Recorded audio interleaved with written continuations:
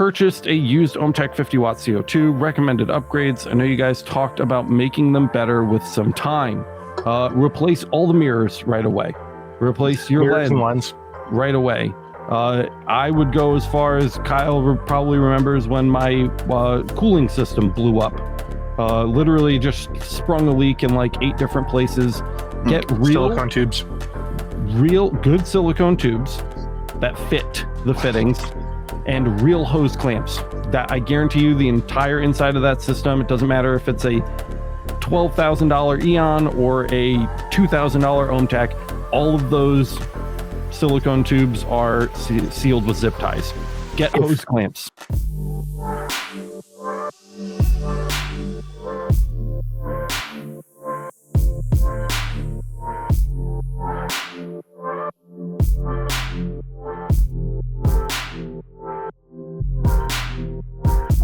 We are recording the podcast. What's up, everybody? Welcome to the Laser Source Podcast, the #1 podcast if you need your laser engraving questions answered. Today we're doing a Q&A. I've got the whole crew with me. Matt, Boyce, Jimmy, and Sir Kyle are all here. I've got a box of Oreos. We're ready to go. Wait, do you have a Coke? Or, well, 8 Cokes? I'm actually, so I drank. Stop the show. I'm on like my 8th Coke today, so I'm having a glass of water. And then I'll have another Coke afterwards because I've got like a million podcast episodes that I need. Kyle, notice how you're muted already? Because I don't want to hear about that. Ugh. I muted me. You muted that Pepsi. That's how I roll, man. Our sponsor would be displeased. Seriously. But yeah, guys, on their toes, man. So we're here. Big announcement before we start, and I'll say it again at the end because I'm sure a bunch of people are going to filter in. Last Thursday was our last Thursday podcast for the foreseeable future. Just so you guys know. Kyle and I had one of our long talks that we always have, you know, when we're snuggling on the couch and watching a movie. Who's the big phone? What, you know, when we have time for that, right? Come on now.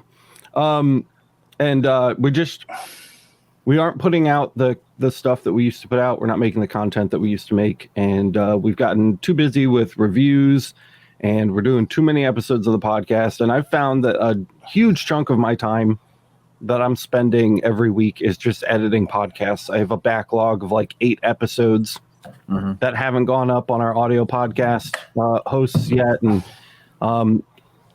something along the line somewhere has to kind of fall through. I can't hire anybody until at least the new year. We want to bring somebody on to help with like community questions on the LMA and Discord and Facebook and stuff like that.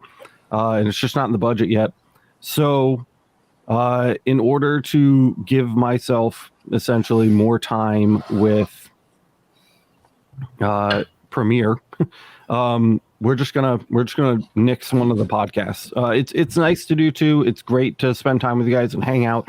Kyle's still gonna be doing his project live streams that he does, and you guys love to watch. So you'll still have that as additional live content on a semi-weekly basis, right, Kyle-ish? Yeah, as often as we can swing it. And those are fine because we can just do those and then they're done, and that's a live stream. And if you don't like long form content, then you don't need to watch it. But the podcasts need to be sharper. You know, it requires a tighter cut. So essentially, that's the long version because I can never just make short announcements. But last Thursday's podcast was the last Thursday podcast again for the foreseeable future. We may go back to 2 a week at some point. Tuesdays have always been the more important ones. They're usually the ones where we have our guests. There may be 1 or 2 going into the future if we had already scheduled a guest for a Thursday. I know there might be 1 or 2 of those, boys. Those will still pop up and you guys will hear about them well in advance. But otherwise, we'll be seeing you here from now on Tuesdays at 9 or 9:30 p.m. EST. So that's kind of my announcement. And again, we're just doing this to hopefully kind of get back to our roots a little bit and kind of start, going back to the more educational, kind of informative content that we were publishing before. And in order to do that, we need to crank through our backlog. we have episodes of Laser that have just been sitting there for a long time. We've got I've still got like 2 reviews I need to finish. Kyle's still got like 2 reviews he needs to finish. We've got a huge list of things we still want to put out for the gantry crash course. I've got things that we need to do for the LightBurn for Galvo crash course, including update videos, because LightBurn's gotten like 50 updates since the last time I published an episode on that, which means a lot of stuff we're actually going to have to tread back and redo. Otherwise, the cards aren't going to stack right when we get into some of the more intermediate stuff. So it's a big list. There's a lot to do, and the Thursday podcasts are the least important of those. So that's what I've got. Also, Miranda's just throwing this out there. She is just the baby carrier. Kyle's Alex's true love. Totally fair. You're not going to hear anything from me on that. I mean, just truth, straight truth. Yep, straight truth. Jack says, anyone need a 30-watt Racus? I need to upgrade to a MOPA. You can always grab the source, man. Swap that source. Keep it as a backup. Leave it on the shelf. Yep, backup source in case something goes bad. Don't forget to check your power supply requirements on that swap too. Mm-hmm. You'll almost certainly need to replace your power supply. Yeah, you probably need to go at least higher wattage, but you're probably switching voltage too. You're probably going from a 24 to a 48. Mm-hmm. Do we have a video on how to do that? Not. We have one on checking power supplies. We have one on checking power supplies, but not swapping them. I mean, I remove a power supply in the EasyCAD 3 downgrade video. I guess we do have a video on that. Go watch the EasyCAD 3 downgrade video. We're just swapping power supplies because of the board change rather than because of a source change. Right. But we do swap power supplies. Also, because we're doing a Q&A today, I just want to say hi to everybody in chat because we don't have a guest, so I don't have to ignore you all. Vince Nobucks, SD, Andrew F. What's up, guys? Good to see you. You guys are here nice and early. Anthony's here in the chat. We've got my wife, as always. Jack in the shop is here hanging out. Love is here. I was first last Thursday. Does that count for anything? Yeah, you just got to claim it, man. You got to claim it, and you get your trophy in the mail. They ship in a couple weeks. We've also got, let's see. What's her first name now? Craig Law, the lawyer. Somebody. The lawyer lady. Dang it. What is her name? Shoot. Brenda? Is it Brent? No. Something. Yeah. I can't remember. I'm horrible with it. I'm horrible. We're assholes. Hi, Mrs. Craig. Hope law is going well. Don. What's up, Don? How you doing? Jacob is here. And who else do we got in the chat today? Gretch Zeppelin hanging out with us again. And I think it's Barbara. I was close. I said Brenda. It's Barbara. And John Uftering is here too. So that's it, guys. So we're more or less caught up. If I missed you there, sorry. Jacob Swinney's asking, what's the difference? MOPA, Racus. Racus is a brand name. MOPA is a type of fiber laser. Racus doesn't typically make MOPA lasers. There's 2 kinds of lasers. There's Q-switched and there is a MOPA. Q-switched lasers give you control over speed, power, and frequency, but not Q-pulse. And MOPA lasers give you an additional control over the Q-pulse. It's a long story, and we have a great explanation of it on the video titled Everything You Need to Know About Galvo Lasers on the channel. So go check that one out. We'll give you a full explanation. But essentially, MOPA lasers give you finer control over the amount of energy that you're distributing onto your material. And the other one, you have a good explanation of that too on the one about all the colors. You explain the Q-pulse, the band. You explain all that there, why it makes color by producing more heat and all that stuff. Another one too is the 2021. Like, what laser should I buy in 2021? Like, you literally go through all the different power sources, and then what do they do? You talk about the different ranges of frequency.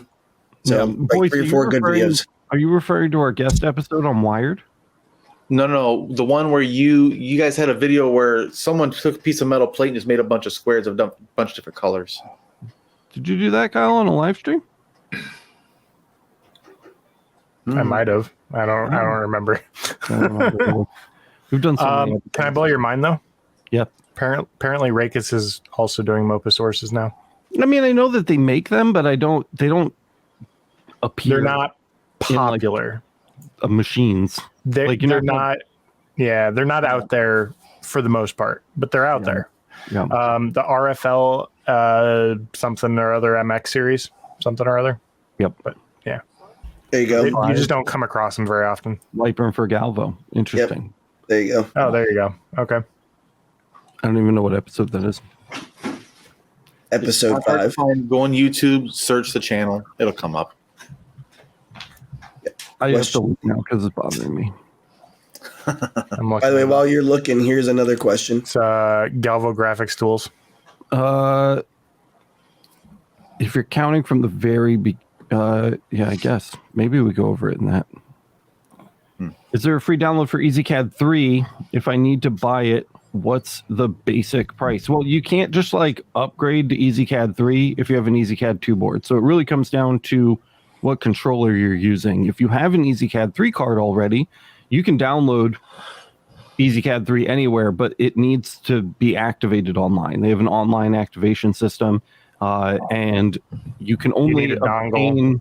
Yeah, you need a dongle, and you can only obtain the dongle and activation key by purchasing a new board. So you're essentially looking at a $1,500 upgrade.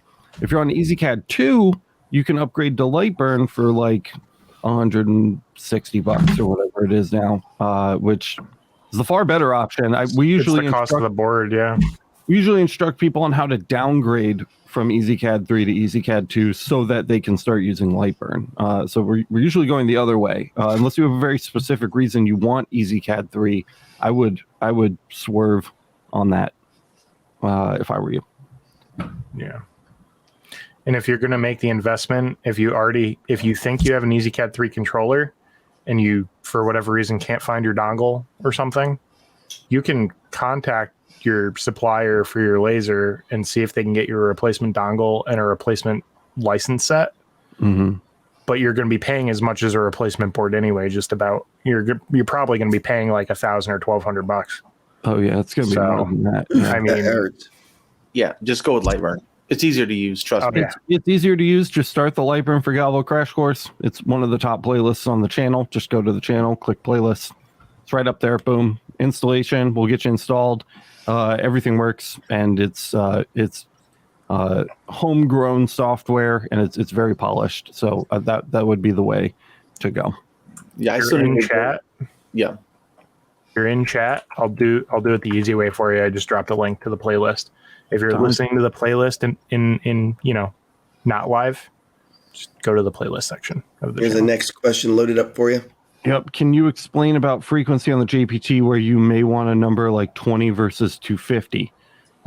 So the smaller the number, the less pulses you're doing. And it's kind of a weird bell curve, but in general, the lower that number, the more energy is going to be distributed per pulse. You're hitting less often, but you're hitting harder. The higher the number, the faster you're pulsing. So you're doing more pulses, but each of those pulses is gentler. So lower frequencies are typically better for ablating material, like where you want to remove material from something. If you're trying to do a deep engraving on aluminum, a lower frequency is typically going to be better for that. And again, we're generalizing here. There are exceptions to all of this. It's far more complicated. Higher frequencies are better for when you're trying to do like oxidizing or annealing of surfaces where we just want to heat the metal, or we're trying to remove a very thin plating, but we don't necessarily want to like ablate. So that's kind of what you'd be looking at as the difference between those two settings. There are very few instances, at least in my personal everyday use, of these machines where I go over 400 kilohertz. So the JPT M7s have a range of like 1 to 4,000. I've never used a frequency in a serious capacity at like 3,000 or 4,000 kilohertz. I've just not done it. After a while, you kind of stop noticing the difference, I think. And the millijoule output is just too low at those frequencies to notice much effect on the material that you're trying to mark. So you would need something super soft. What's at that important? frequency. Yeah, what's important is that you're getting the 100 plus, right? We're just really kind of looking for like the 100 plus. 150 to 200 is a really nice range. So you'll find that in most JPT sources.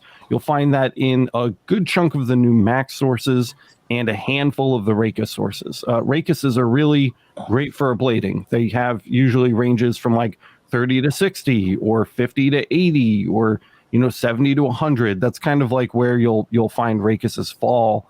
The JPT and the newer Max sources are usually between like 20 and 200, 250, 300, 400. So you get a little bit of that higher range. And then when you get into the MOPAs, the frequency capabilities get needlessly ridiculous. Yeah. There was a follow-up question about the ablating material and the depth. I think Jack in the shop asked Kyle, how deep? So deep. Right? I know I had to, but the thing is, like, that's really that Alex is spot on, like always. If you're someone who's trying to, because the real follow-up question, by the way, is down here. So for plastics, what frequency to engrave? And that's where the higher frequency is usually where you're going to find a lot of play. Because like Alex said, the more power hits with that lower frequency and it just melts it or bubbles it, warps it. If you guys want to learn about this, like really learn about this, one of the things that I highly recommend you watch, first of all, is Lasered, where Kyle and I engrave really like phones and headphones and shit like that. It's framed as more of like a general audience kind of show, and it's funny, and we're like melting things, and we're like, oh my god, it's on fire. But if you pay attention, we include all of the settings as we're working through things, and you can see the kind of changes that we make. And on top of that, if you're a member over at the Laser Master Academy and you support the channel, we have the Laser Director's Cuts, which we strip out all the music, we strip out all of the, frills and fireworks. We're not burning and melting phones to, ash. It's just Kyle and I straight up sitting in the shop, all of our conversations included, where we're talking about why we're making the decisions we're making as we're trying to find good marks on these plastics and polymers. And it's really, really good information. And I feel like people don't really watch it because they see Lasered and they think it's like just kind of like this goofy, we're playing around with lasers for fun.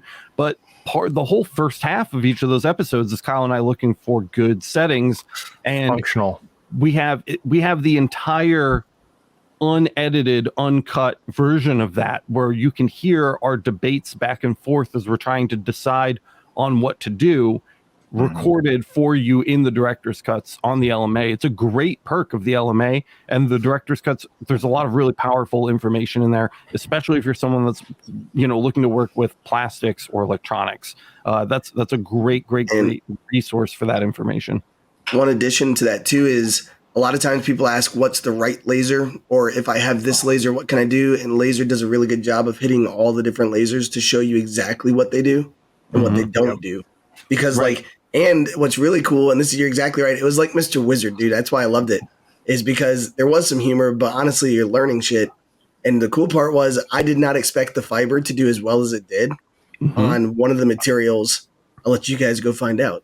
But like, I literally was like, holy shit, the UV is going to nail this. That's a no-brainer. And then it actually was the fiber to be the right tool. And I was like, God damn it. Yeah, in fact, I think what you're specifically referencing too, we actually used a lower frequency on the final mark. I don't think that, which makes no sense.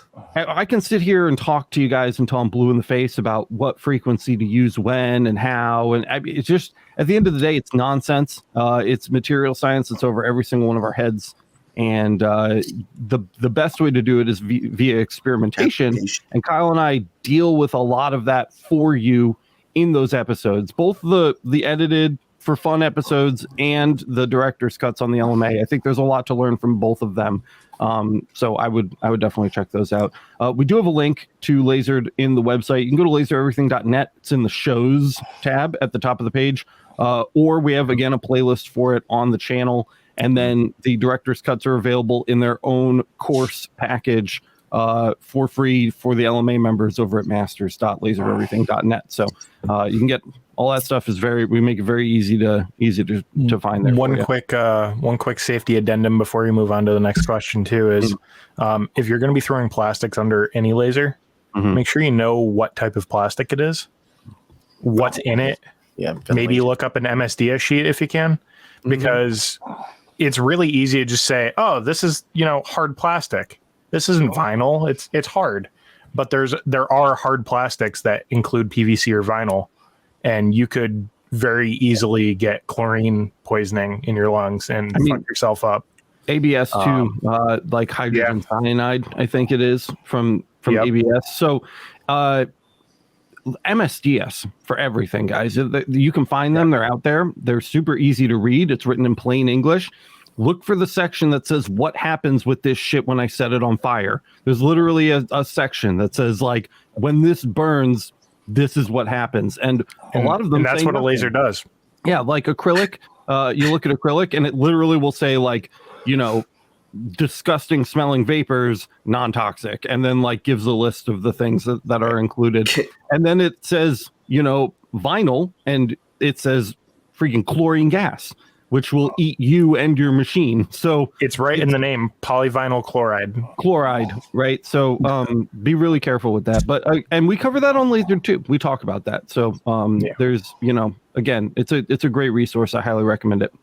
I need to go back and take time to just listen to more of that stuff too, honestly.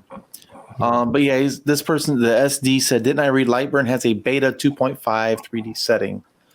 I don't know about that. Not that I'm aware of. As far as I know, the 3D height map engraving, maybe what they're referring to. They have 3D height map engraving, which uses a grayscale 3D height map. So, which is very functional. It works very well. Oh yeah, that's been working since before it was publicly released. Post 1.0. Yeah, this is that worked great. 8 months ago it's been working. One of the many episodes I need to do for the LightBurn for Galvo crash course is that 3D height map thing. And you need to do an episode on how to generate those, because I know you've got a really sick way to do it, which we still have not sat down and talked about, Kyle, but that would be a good mini episode for the channel too. Yeah. Maybe like right before we'll plan it. So right before that. We'll tic tac it, right? I think that's what they call it. Yeah, tic tac it. The other thing, so the reason why 2.5D and 3D, well, not so much 3D. 3D is a completely different conversation. But 2.5D, where normally you could sort of do that with EasyCAD 2 controllers, because you can control the Z-axis, not so much the dynamic Galvo, but the Z-axis. The reason why that's not a thing right now is because LightBurn hasn't incorporated Z-axis control in software. So if you have a motorized Z-axis that's not manually controlled, you don't have push buttons, it's controlled through the control board, they didn't incorporate or work out that portion of the software yet, at least as far as I know. I haven't seen any release notes on it, so I don't think they've incorporated it. I know that they're working at some point into it. They've said that they want to incorporate Z-axis control and the stereotypical stuff that you would use EasyCAD 2 for, XY tables, et cetera, et cetera. There are a lot of things they want to add. But the reality is, when you're a software developer and you have a laundry list of stuff, you ultimately want to incorporate the stuff that more people use at a time. And the harsh reality is those are things that the vast majority of people don't have on their lasers. Those are kind of niche areas, as popular as they might be. It's kind of like the McLarens of the world, where there's only a couple dozen people in a given area that probably own that car, even though we all like to drool over them, right? So we're not going to make changes. We're not going to make changes to the freeway to better their driving experience. Right? Yeah.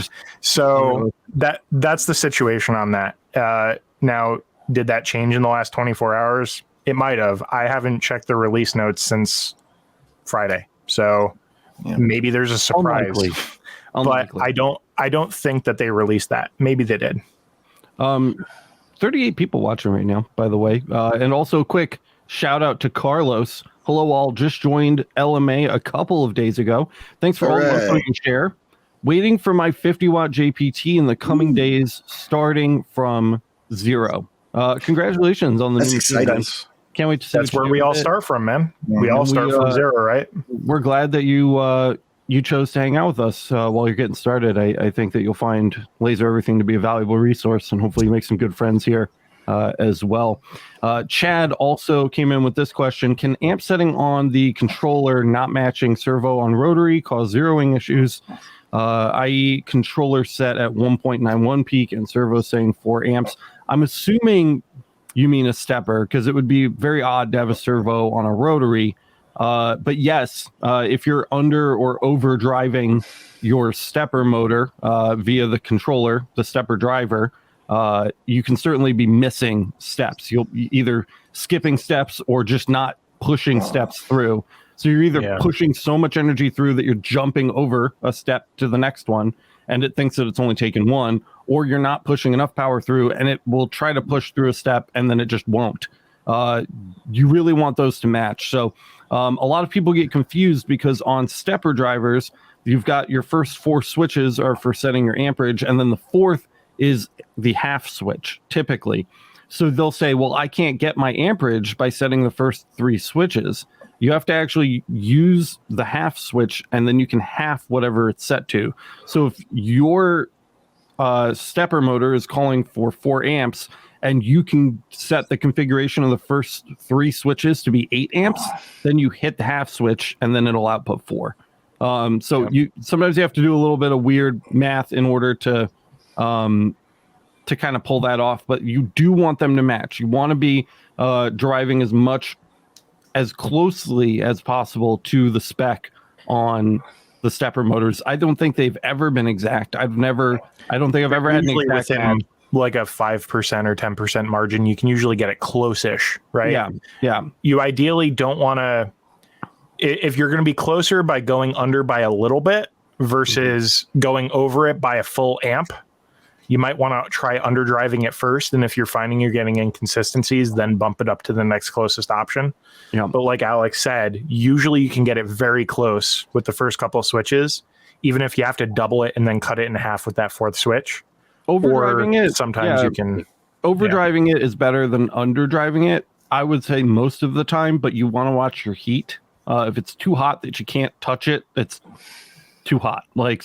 And you'll burn your motor out. That's how you burn your motor out. So just keep an eye on the temperature. If you have to put an extra 0.2 amps through in order to get it close, it should be fine and it shouldn't be overheating, but that's something that you're going to want to definitely look at. It sounds like there's definitely something misset there one way or another. Check your steps too, since we're on that conversation. Mason Widmer says, I appreciate all the work you do for a relatively small community. I've been using my fiber for a week now and can't imagine how frustrating this learning curve would be without all of the content. Yeah, definitely. Nice.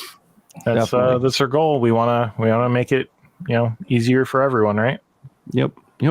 I like how you and Jimmy right now, I'm going to take a screenshot. You guys look like you're like riding a bus together. Old and older. Like the yeah, exactly. What other helmet do you have on? What the? That looks good. That looks good. I'm gonna save it for later. It literally looked like the thinking pose, like that famous, both of them had it going. Farva says, I think we will see more hatch settings on Lightburn. That would be cool.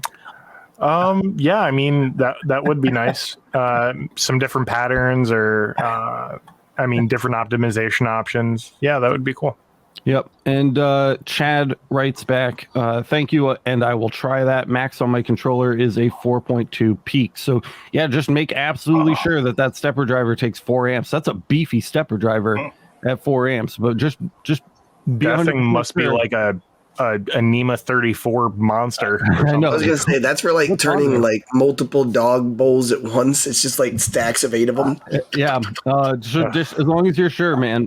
Before I'd hate for you to burn out your motor, but just make sure, and then burn out your motor, kid. You're gonna release the Christmas movie. The magic cloud of electronics dust. Stinks.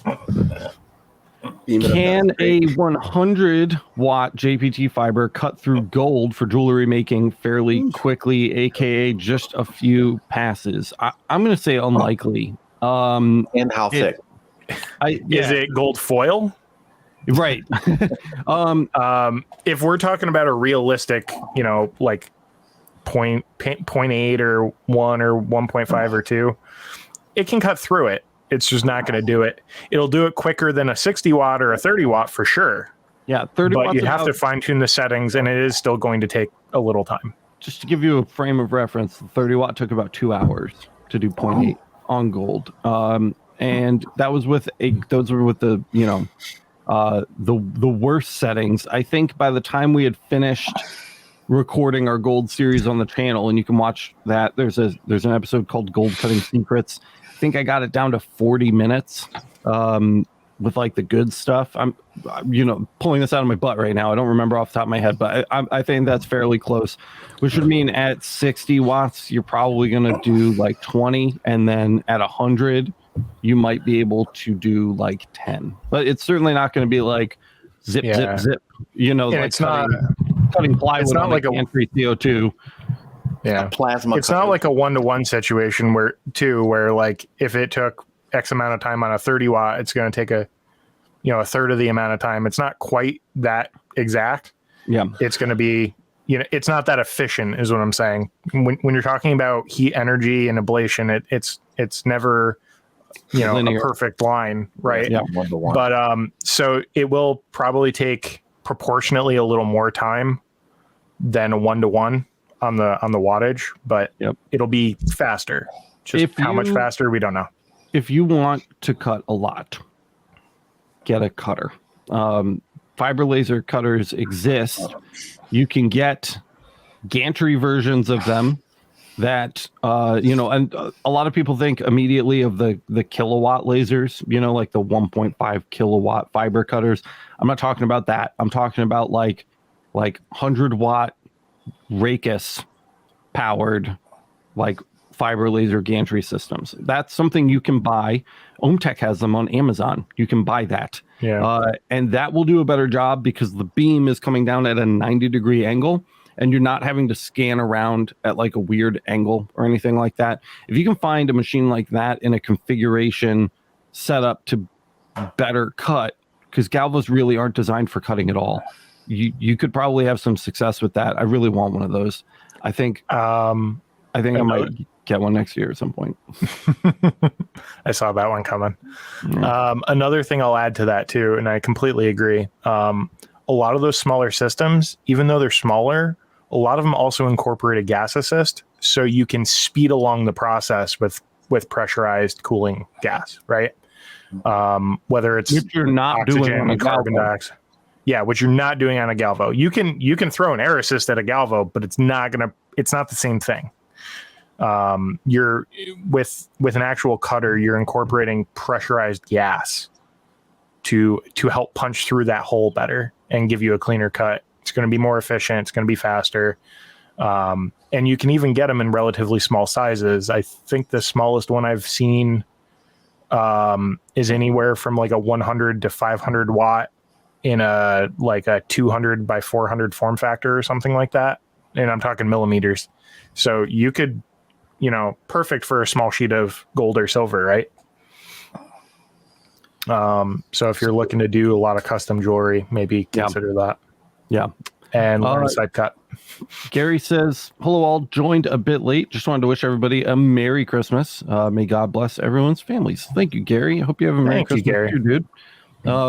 We also have, let me see, Chad, just touching base again. It's like a saga. He provides the stepper model and then says it's 1.8 degrees 4 amp, which sounds right to me. So, and if the steps were correct when checked, then I would just say, yeah, you're probably under driving the stepper motor. So, bump it up, baby. Let's cook something. 57HS22A, I think, is one of those hybrid servos. If I remember, maybe it's not. Maybe it's just a big. I was gonna say, if it is, the thing just go into town. Holy cow! So if you're gonna cut like someone's like if you want to start cutting like gold name customized necklaces, you're saying fiber cutter, fiber cutting machine. But what's the price range on that type of stuff if people were curious? $6,000 maybe. It depends on the source, as always, right? 100-watt JPT is going to be a lot more than that. But I think that I saw them starting out from CloudRay. You can't find, or not CloudRay, OhmTech. You cannot find them on their website, but they sell them on Amazon. They're big gray OhmTech machines, just like you would expect them to look like, but they have a fiber source inside, and they use fiber reflective mirror and lens focusing systems, which it's not new. It's not a new idea. I mean, like Epilogue has been doing this forever with their Fusion series, where they have a fiber source and a CO2 source in one machine. So it's not new tech by any means, but they make them. If you want to cut with it, you know, the big thing with the gantry, if you get like if you pick it up with a 30-watt Racus, is that you can mark stuff much larger in one shot than you can do with the Galvo. Right? It's slower, but you can mark much larger with something like that. Whereas, you know, if you're trying to cut, you could put a 100-watt, JPT or 150-watt JPT M7 in there and really start putting some joules down on your material to get that cut through. And then the air assist benefit that Kyle mentioned is, you know, massive. So the price is going to range. It depends on the source that you want to put in it. Is really kind of what that's going to come down to. But I would say anywhere from like $5,000 to $15,000 for cutting spec, right? Because you'd want at least, at the very least, if you're very patient, 60 watts. But 100 would be better. 150, 200 would be best. Yeah. The higher the wattage, the quicker you can cut through without heat soaking too. Yep. So my question for people to consider that you guys probably know the answer to better than definitely me.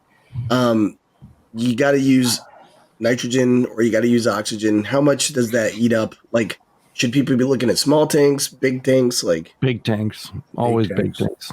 So yeah, you're probably looking at an 80 or 100 pounder minimum.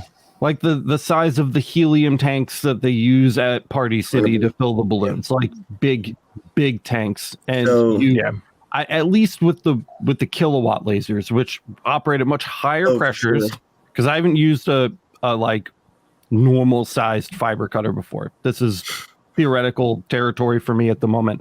But with the kilowatt lasers, you can dump a tank of nitrogen in like 5 minutes of cutting. Fuck, that's expensive. They cut very quickly, but they're kilowatt lasers. You're not cutting quickly with the gantry one, and because you're not cutting through it in one shot, like literally the way the kilowatt lasers will work is they'll sit there and just pierce straight through the material first and then begin their cut run. That way the laser is hitting the entire side of that cut edge sideways and pushing it sideways. If you get a fiber gantry machine, it's not going to work that way. You know, in like the 1 to 200, 300 watt range, it's not going to work that way. You're going to be going layer by layer by layer. So I would make the argument that nitrogen and oxygen support is less a requirement and more of a nicety. I think you can just push air through that, you know, like a nitrogen based air, like just breathing air through that. And that would be fine for most cases. But I'm, you know, CO2. Yeah, we're just like for cooling. shooting in the dark there. Yeah. Well, the other thing too is for cleaner edges, less burring and that kind of stuff. Where like they need the biggest problem with this cutting setup is that you are going to create temperatures because you're not cutting all the way through the metal. You're going to create temperatures that are going to slag and re-weld the metal together. So if you don't have an air assist, that's going to be a big problem. If you have an air assist, you can push that kind of molten material out of the way while you're making a cut pass, so that the next time you come around, you're not remelting that slag and re-welding the metal together. Obviously, pressurized nitrogen would be best for that task, but I think if you can push enough PSI through the system, air would be fine, which is much cheaper. Compressed air is much cheaper than compressed nitrogen. So just get Jimmy to blow on the hose really hard. Yeah, but again, I haven't owned one of these machines. I haven't tested any of this, so we're just But that's stuff though that people don't think about and consider, because like my brother bought a metal cutting, 3655, but then that was right when COVID hit and oxygen tanks went through the roof and the scarcity was like there were none. So he basically bought like a $20,000 paperweight, and it was like, well, there goes that, because nitrogen couldn't get it because doctors, and like you literally went at the bottom of the list of people who could get one. Yeah. But now that things are a little better, it's still just something to consider and know if you're going to go that route. So make sure. And also, and also not the source, but then if you're in a like a registered license space, you're renting a place, a lease, be really careful too, because now you have compressed gases next to combusting machines, and that's a whole nother insurance and thing to just think about. So just from the business side, because every state's got different, and then every town has different rules about that kind of stuff. Yeah. Anyways, but going to the next, I think this kind of ties in. Kyle, probably for you, buddy. So 60 watt cutting on a jewelry, like how? It really depends on what you're doing. Jewelry is an enormous category, right? You're talking anything from stainless to titanium to silver to gold to plated metals, silver plated, gold plated. There's so much variety there. Are you doing rings? Are you cutting blanks for rings and forming them yourself? Are you we need a little bit more info if you're looking for like feedback on what you're trying to accomplish. And the 60 watt is depending on what you're doing and the thickness of the material, a 60 watt is fine for cutting. A 50 watt might even be fine depending on your thickness and what material you're working with. But it's a time trade-off. If you're limited on time and you're working with a hard material to cut, is it worth doubling or tripling your machine cost to make it more efficient? So, and just sitting your ass there for. Yeah, I mean, I'm talking like time. Like if you're trying to cut 2 millimeter thick gold on a 60 watt, you're going to be there a while. Even if you optimize your settings, it's not going to be fast. If you want a little bit more of a fine-tuned answer, give us an idea of what you're trying to do. William says, I just replaced my 80 watt tube on my OM Tech, and when firing the tube for the first time, it is leaving a half moon mark at 10% power. Is this normal, or is the tube defective? That's a solid, it depends. Did you go through a full alignment series on your gantry and your tube after you replaced it? Because as soon as you pulled your old tube out and put your new tube in, everything's got to be realigned. Yep. So, for example, if you're getting a half moon, like you're getting like a D shape out of it, or even slightly smaller than a D shape and it's cutting off sooner, you could be catching the edge of your nozzle, or even one of the edges of your mirrors, or you might even have a dirty mirror for all I know. And it's blocking part of the beam from coming out of the nozzle, potentially. I'm glad that it could also be the tube. But talked about this question because I've been eyeing it for a hot minute. And nozzle, that's like a nozzle issue, which means your beam isn't hitting the third mirror straight. So when it's coming down, it's not bouncing down straight through the nozzle hole. It's like clipping the edge. And so what you're seeing is the clip of the beam around the edge. It could be not hitting that third mirror straight because of any of the mirrors in the line.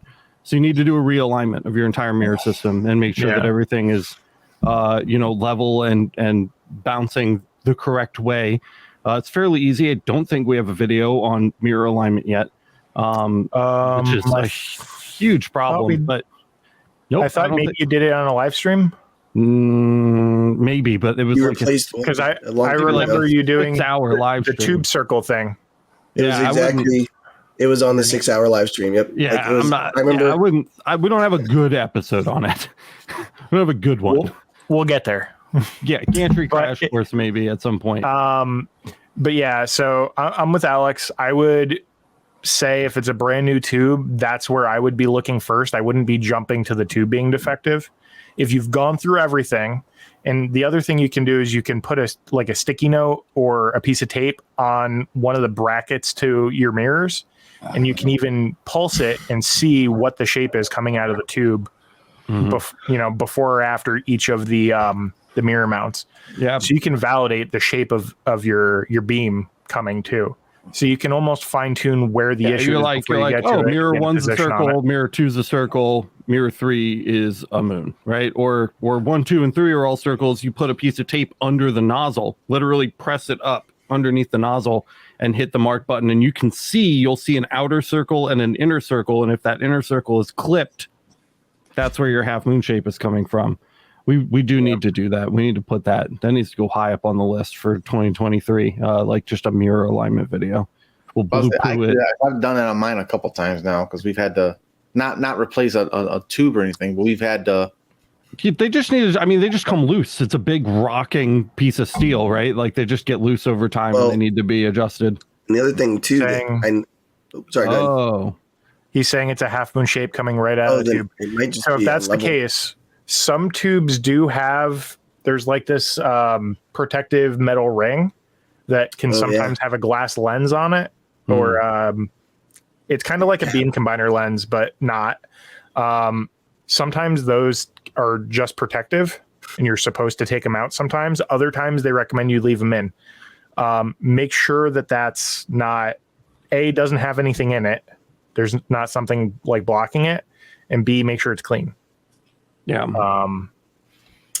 And one thing that people I know in other live streams have talked about too is when you initially put the laser tube in, you have to level it. I mean, maybe you guys mentioned that while I was gone for a second, but it looks level because they put it right back where the old one was, but the fittings have just like a slight 2 millimeter difference, and that's enough to mess up the whole thing.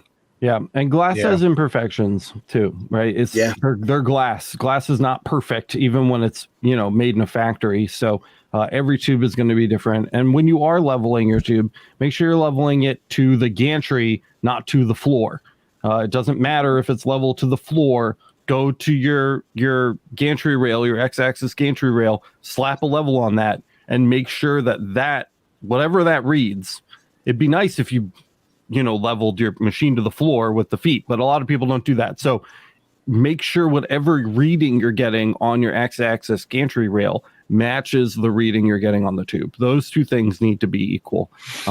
Just like when you're doing a galvo head on, we don't level the galvo scan heads to the floor.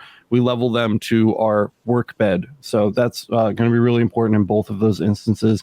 But yeah, I don't want to like confuse you out of thinking that there may or may not be an issue with it, because there might be. I don't know what brand it is, or what brand your machine is, tube or machine, but I would probably reach out to your laser manufacturer and just be like, "Is this normal?" Because this is concerning. And the last thing I wanted to mention before we moved on, I would also just, and I know this seems like a stupid, like, is it plugged in kind of a suggestion, but a lot of the mid-tier lasers will have like the steel goal posts that you like kind of aim through in order to just make sure you're not clipping that. It's a stupid thing, but a lot of people will put tape on the first mirror and then they'll shoot through the goal post and they're actually clipping the goal posts. So, again, it seems obvious and dumb, but check that out. Valid point. Is it? Barbara says, thanks for giving up your time to answer these questions. I don't have any questions unless you can give me settings for a darn pick I am engraving, but I am learning a lot. Let us know what you're engraving on and what machine you're using, lens, wattage. Give us some info and maybe we can give you some tips. Where Jimmy just died. So rip Jimmy. Actually, real quick, I was gonna say to be. Oh my God, I'm getting to talk. Yeah, blah, blah, blah. Like that video I just saw on. Like that was literally the video I just saw of you and Kyle going back and forth on Instagram today, and I fucking almost. It's a funny one. Don't you love that on the soundboard? My girlfriend listened to me. I had my headphones in. I'm over getting like 30 minutes. Like an idiot. just making it perfect, the timing and the shit. And she's like, "What the fuck are you doing?" But I interrupted you, Kyle, is because if you haven't watched Jimmy's video on how to do canvas photos, it was such a great video. I'm not kidding you. Like, Jimmy videos always crack me up, but then I clicked on it and I was like, oh shit, this is really good. Like, he nailed that video, man. Like, and the pictures are sharp. Cause like I'm telling you, I was just really proud of him. And like, he's not even here to get a fucking compliment finally. So like, but just saying, yeah, fucking Jimmy. If you haven't seen it though, go watch it. Because the settings are great for canvas. We just had a guy at our school pass away, Thursday and, last Thursday. And, I literally was sitting there thinking like, that's something I can do for the school, just for his room. Yeah. Cause he's been there a little memorial thing. He's been in school for 39 years been a teacher for 39 years, been there since 1995. So super cool guy. And I was just about to say, thanks, Jimmy, because Barbara, that might be somebody who you could talk to. Yeah, I have a thought for Barbara because Barbara follows up. I have a 100-watt JPT MOPA using my 210 lens, trying to engrave on 304 stainless steel. If you're trying to just do a photo on steel, a lot of people go for the just like Z mark, or they're trying to do like a dark mark just right on the steel. I don't find that works very well because even if you get a really nice dark mark for your details, all of your little pixels, hopefully you're following the, photo engraving guide on Laser Everything, because that's what all of this advice I'm about to give pertains to. That doesn't really look so good. Even if you have the perfect setting and you're doing perfectly black pixels, the nature of doing that on a reflective metal means it's always going to look good at one angle and it's always going to look terrible at another. So what I would do is I would actually go back in the Laser Everything catalog and find a video called Photos on Silver. If you find that episode, Photos on Silver with a fiber laser, we detail a process where we actually ablate the surface of the steel. Then we white it out. So we're actually going to white pass out the entire steel. And that gives us like a smooth, matte white base for which to outline and add our detail layer. So now instead of adding pixels to the reflective steel surface, we're adding our pixels to a nice white background. And you can then, it triples your viewing angle. So you can look at it any which way and it's always going to look good. Some of the process in that video is very outdated. So do not, listen to what I'm talking about, like resolution and, the pixels and stuff like that. For that, just go to the photo guide. But for the actual process of preparing the material, how we get the silhouette to lay our base down, and then how we put the white over it, and how we put the details on top, like that 1, 2, 3 really solves a lot of problems as far as trying to find a good setting for marking on steel. And then anything that does a dark mark on steel, you can use for your detail pass. As long as your resolution is set correctly, you're done. So that would be my suggestion. I would go find that episode, Photos on Silver with a fiber laser. So it's a good process. So I would check that out. Solid. Yep. Everybody's talking about in chat right now Jimmy's new video on did you guys get a chance to see that one?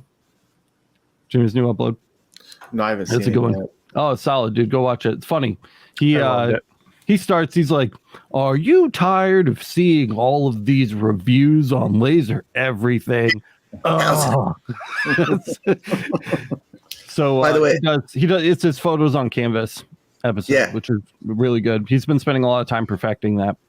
He nailed them. And then there's a picture of two schmucks on it at the end. It's definitely worth checking out. Yeah. But to add to that, what you were talking about a second ago with the white pass, I made the QR code coin a long time ago. But the thing is, it's really, really cool looking. But the problem is, like, for someone to scan it, I realized, because this is like the first one I've ever really made on stainless steel, I had to kind of like shade it, get it right for the person to scan it. But then I did a white pass coin and it took care of the problem. So it also gives it that juxtaposition, that contrast you need. If you're going to do something like a QR code too, just a heads up, because I know a lot of people want QR codes on steel, QR codes on whatever. So just a really cool thing to think about. Yeah, That's cool. It looks like a cleaner finish too. The white background, it almost makes the dark pop. Yeah, it makes it more matte looking, like Alex said, and it just nice. Vanessa says, I like having a combo 1.5 kilowatt to cut the stainless blanks that she uses, and then Galvo to engrave on them 60 watt JPT. There it is, right there. So that is a great example of a machine that's purpose built for something. Synergy. So, yeah, it's a great example of a $35,000 piece of equipment on a good day. But I think they're cheaper now. I just swallowed a bug. Kilowatts, 35 grand On a combo unit. like, 30, on AliExpress. 34.5. Come on. You can get a 3-in-1 1.5 kilowatt cutter, I think, for like 18. What? Yeah, I mean, it's still $18,000. That's still a car. I'm not talking like a gantry cutter. I'm talking like a handheld. Oh shit! Yeah, no, I'm talking about 3-in-1. I'm talking about a gantry laser. What's a 3-in-1? Never. Cleaner welder cutter. Oh, like the one that makes you look like a Ghostbuster. Yeah. Yeah. Get one of those from Calio. I'd love to see you man wield that thing in your We should basement. get one from I am committed. If I get my hands on a 3-in-1, I will build a metal desk for my workshop. If you get a 3-in-1, you will be a Ghostbusters cosplay for Halloween next year. Literally, Michael's I'll going to do be it. in one shot with his I'll be the really fat cool one. stuff. Blood, Sweat, and Gears is asking Gwicki Cloud or Xtool M1 for first time purchase. Kind of an odd question. The M1 specifically has a blade cutter in it.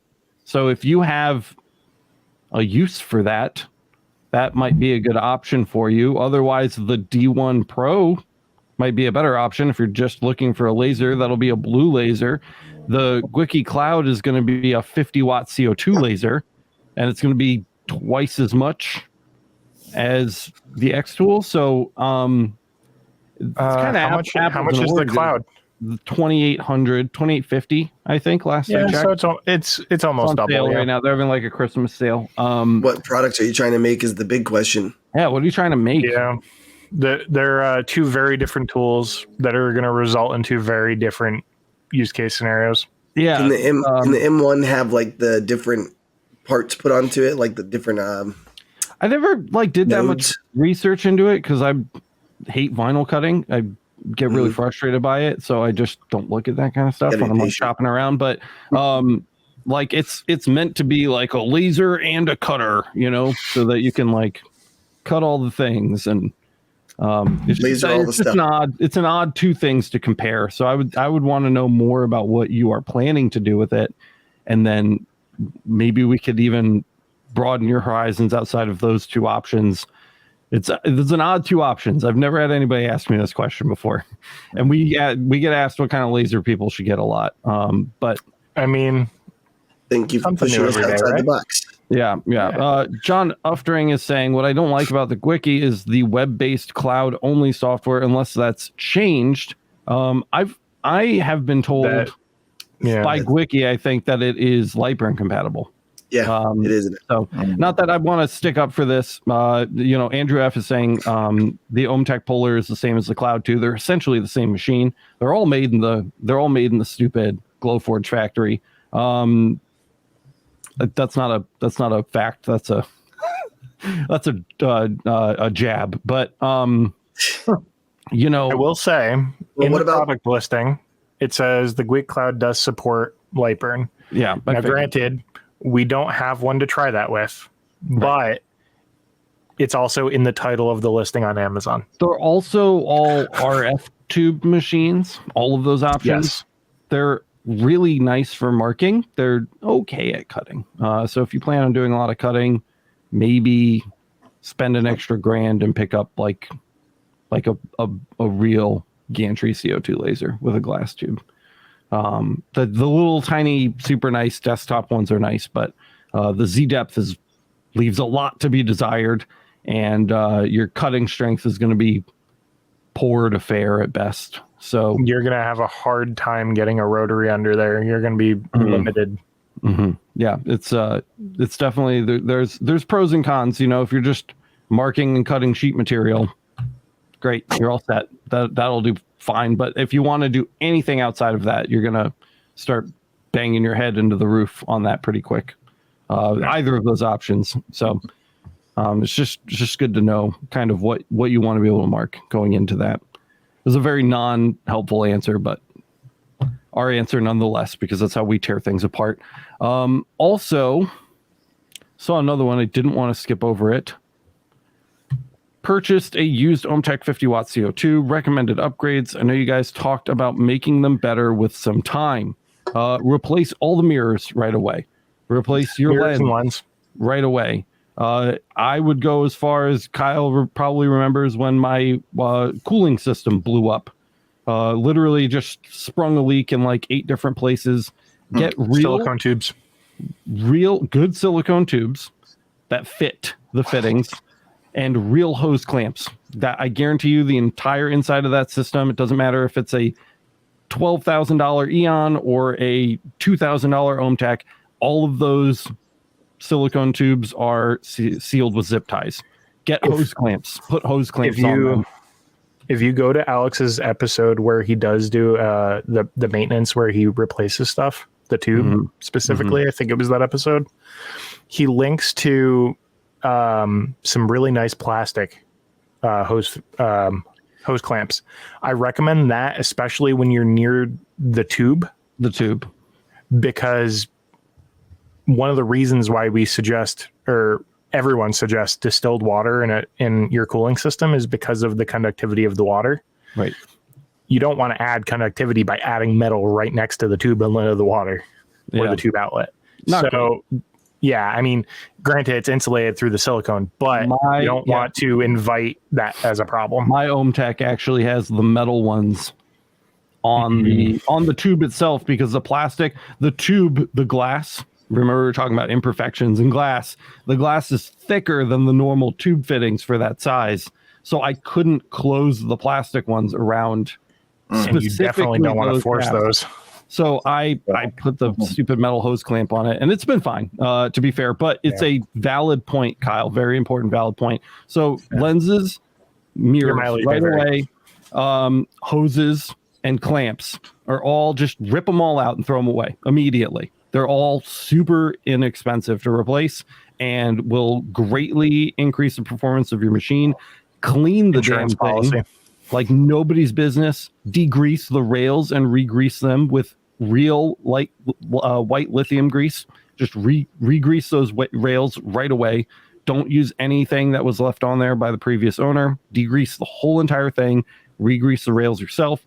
And if all of that is said and done, you want to go hard, there it is. Yep, the Lucas white lithium grease. Matt has it right there. If all of that is said and done and you still want to make the thing better, throw the tube out, man. Replace the tube. You can get a new tube for $300-400. Start fresh, brand new tube. You might even be able to get cheaper.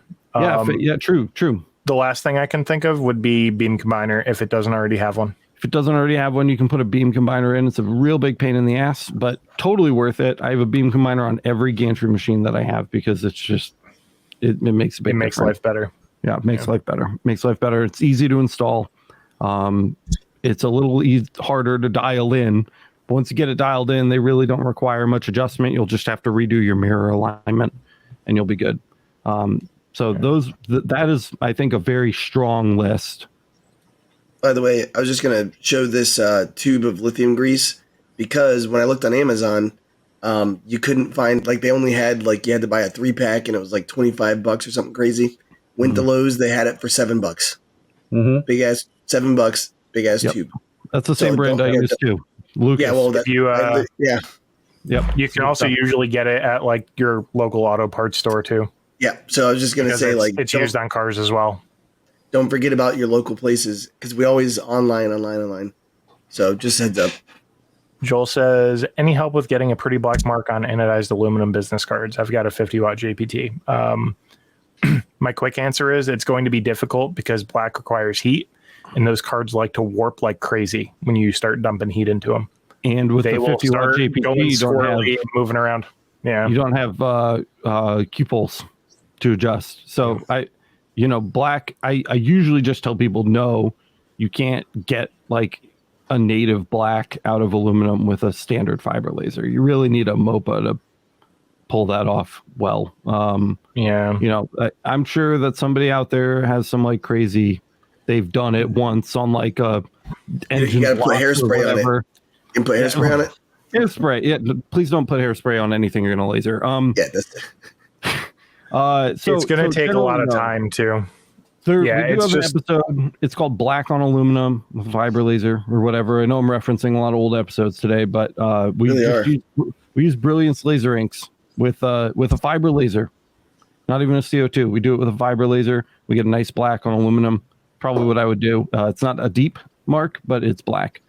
So that might be something, drop $30 on a can and experiment with that. And if you can nail the settings for that, which is a little difficult, use a big lens. It's going to be much easier on a bigger lens. But if you can nail the settings for that stuff, it'll save you, however much you would have spent on a MOPA upgrade for your laser to get similar results. So that would be my top suggestion for you. Let me see here. Where'd this go? I just wanted to show you this one that this guy brought up here. Here it is. Knife modders. Alex, we spoke before on Discord. You helped me resolve an issue with EasyCAD with my shapes not being correct. Ended up being a problem with red light speed. Mm-hmm. Recently switched to LightBurn, having similar issues, which have not resolved with adjusting speed. Interesting. Is it doing it when you're also marking? I think that's a forum post or a Facebook group post or Discord post. So that can be a lot of things. I would say it's going to take some diagnosis. Yeah. Do a forum post in one of the platforms and marking is fine. Just the red light.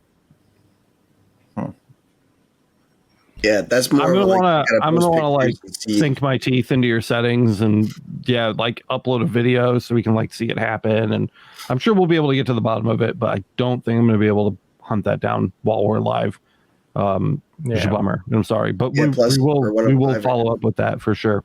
You can check out the new forum. Did you guys know we have a new forum? It's over at lasereverything.net/forum. It's pretty cool if you like the old school vibes.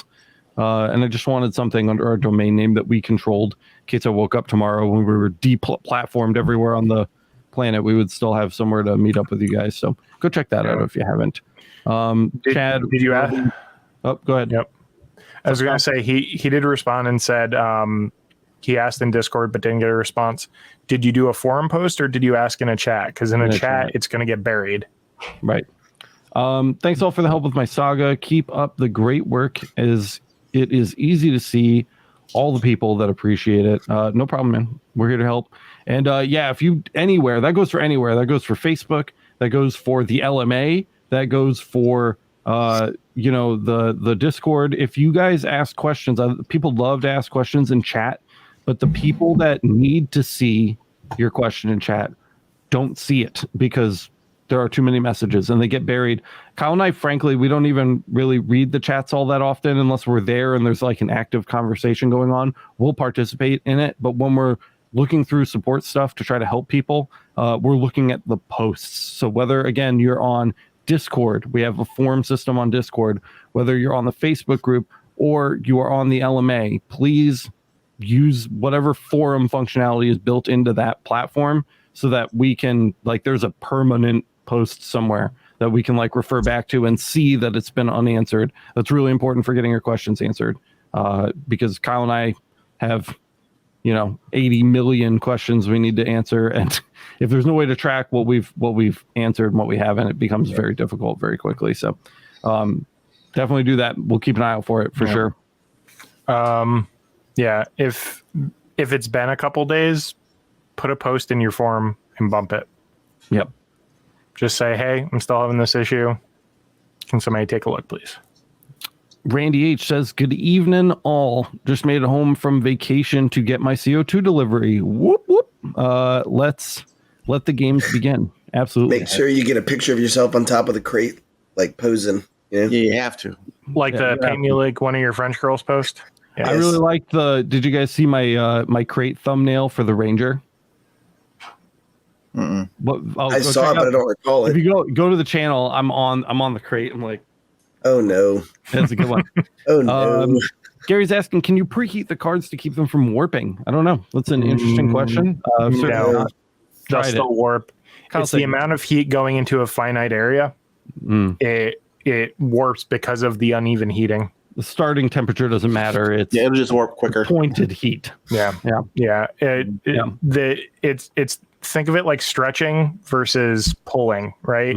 The hotter area will stretch, but it will begin to pull at the areas that don't have as much heat in it, and it'll start to go all funny on you. Yep. I learned that the hard way already. So, by the way, just to go back to this, I want to make wood engravings because we had asked him what he wanted to do. A little acrylic and slate. Heard CO2 is better. That's why I was considering the Gwicky Cloud. But what about the Ranger behind you? Are they similarly priced? The Ranger is going to be a little bit more expensive, but it's a great option for a mid-sized CO2, mid-sized entry CO2. And it has no, it's definitely LightBurn, ready to rock and roll. Oh yeah, dude, ready to rock and roll. Motorized Z. All the components on it in it are great. It's stellar little unit. They are currently $4,330. You get a 24 by 15 inch workspace. Mine comes equipped with a 70 watt tube and an amazing Trosen controller, which is like my new favorite thing in the world. Freaking Trosen controller is sick. I can't wait to try it, man. It's so sick, dude. It makes the Ruida look like freaking chiseling caveman tools. It's unreal. Very, very awesome. Very awesome. So you can definitely check that out. I don't think we have a link to that in the buying guide. I will try to grab a link for that really quick. While you're doing that, Joel says he can adjust his Q pulse. If I'm not mistaken, you said you had a 50 watt JPT. Yes. That is not a true MOPA source. So Should not be adjusting. Do not have Q pulse on that. Unlocked Q pulse. Yeah. So if you are sending adjustments to that in software, it's not doing anything on the source. Yep. It's like throwing a hot dog down a driveway or something. I'm not trying to be funny, but it's not. You just made me almost spit an entire fucking mouthful of water across my all the electronics. That would have been hilarious and totally worth it. But yeah, if you have a 50 watt JPT that's an LP source, you're not going to have Q pulse control. Yeah.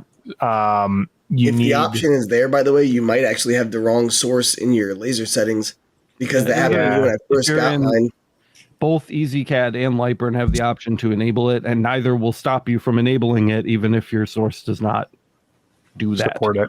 Yeah. So probably want to turn that off.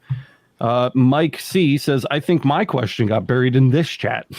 Very likely, Mike. But if you repost it again, we can take a look at it. Chris Wilson saying a JPT M7 is not a MOPA. It is, but not all JPTs, and not all JPTs are M7s. And if you do have a 50 watt, the 50 watt variants do not come in an M7 format. Yeah. They only come in the LP format. So there are other MOPA series prior to the M7, the M6, the M1, the M whatever, but the point is they did not come in a MOPA variant at 50 watts. At 50 watts. I found Mike C's question. Woo! Hey, nice job. My laser came with a lens listed as 100 millimeters. The imported core file. Yep. All right. So this question, we get it all the time. When you get a lens and you see the field size printed on the lens, that field size is an approximation. It's a rating for the lens. It's rated for use at 100 by 100 millimeters.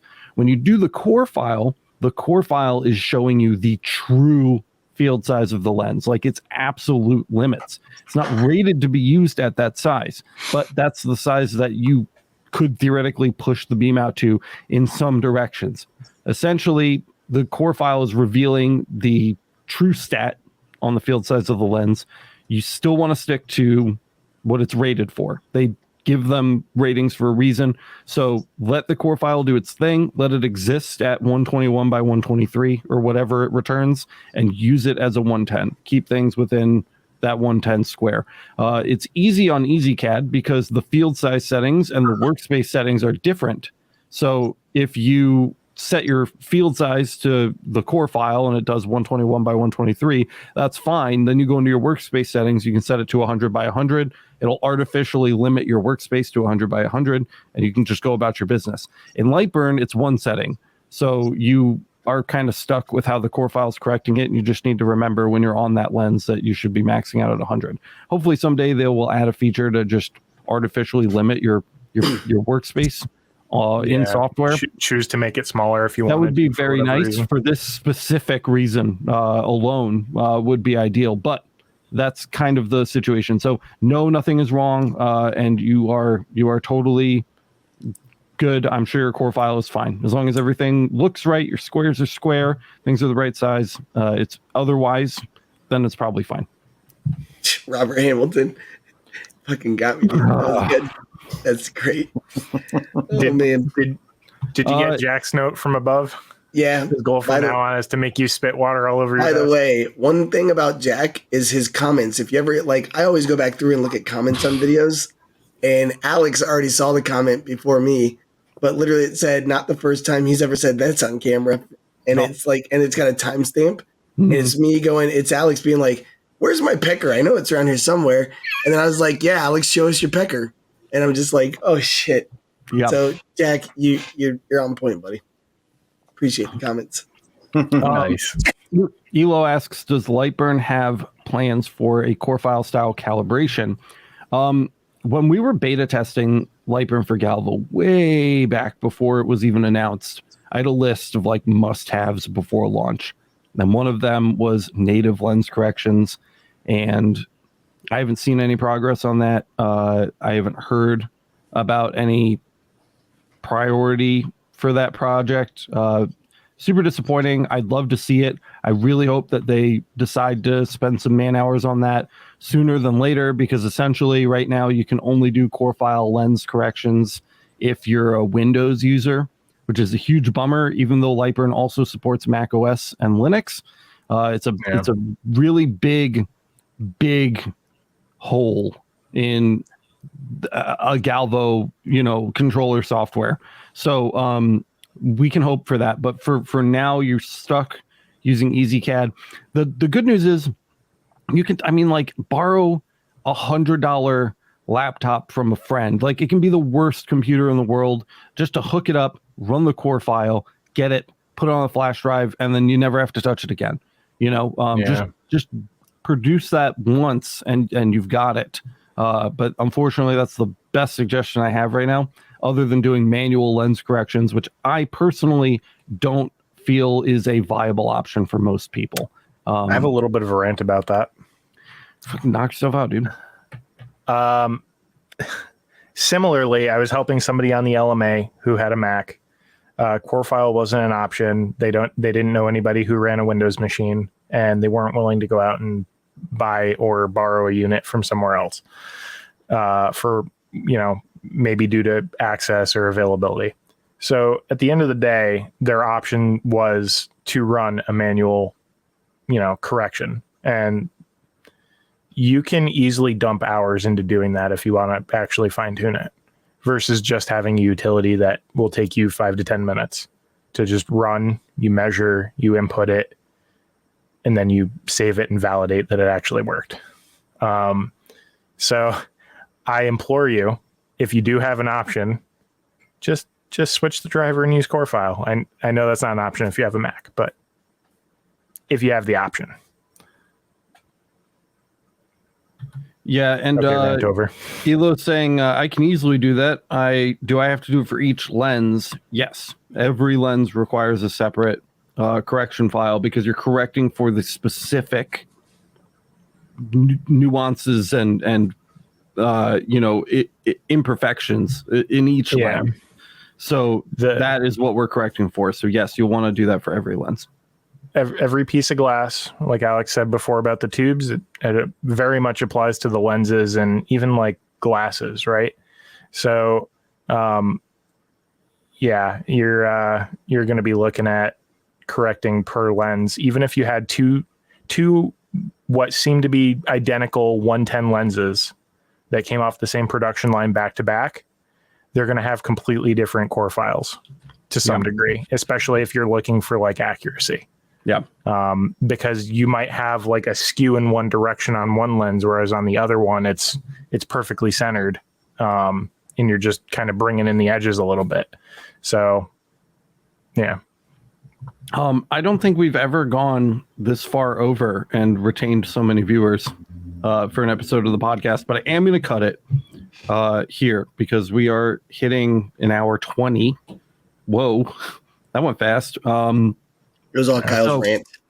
Yeah, it's just that rant actually went on for like 30 minutes, and we were all just kind of like 18 seconds. Like guys, Alex got to the end of his Oreo pack. I know. No, I still have a few left. I got 1, 2, 3, 4, 5, 6, 7, 8 Oreos left. You know, this family pack double stuffed. I haven't had an Oreo since the night we engraved those. They hurt my teeth. They hurt my teeth. They just instantly make me feel sick to my stomach now. Yeah. I wonder why. I don't know. Dog, you know. Couldn't tell you. If you guys got value out of this episode, don't forget to smash the like button. Let everybody else know the content is good. Don't ever forget that old adage: time flies when you're tossing hot dogs down the driveway, guys. Keep that one close to heart. It's an oldie but a goldie. It's an oldie but a goldie. And shit, guys, I don't even know. Kyle and I are twinsies, or Matt and I are twinsies today. Dude, this shirt, I got so many compliments on this shirt. It's because it's dope. Yeah. Yeah. You know, I went to go pick up my dinner last night wearing this hoodie, and the person at the bar I was picking up the hoodie, my food from, they were like, "Oh, that's a really nice hoodie. What do you do for a living? Is that your job?" And I go, "Yeah, we engrave stuff.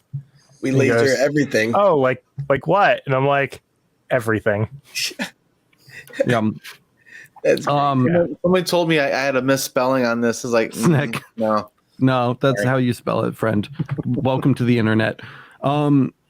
Gary's asking, you guys planning on being on Thursday, same bat time, same bat channel? No. So I made this announcement at the beginning of the episode. You probably weren't here, Gary, but while I have everybody here, I will say it again. Last Thursday's episode was our last Thursday episode for the foreseeable future, so that Kyle and I can have more time working on our core content and the informative and educational stuff that made the channel so popular to begin with. We kind of want to spend more time doing that. So we're going to be doing Tuesdays for the foreseeable future.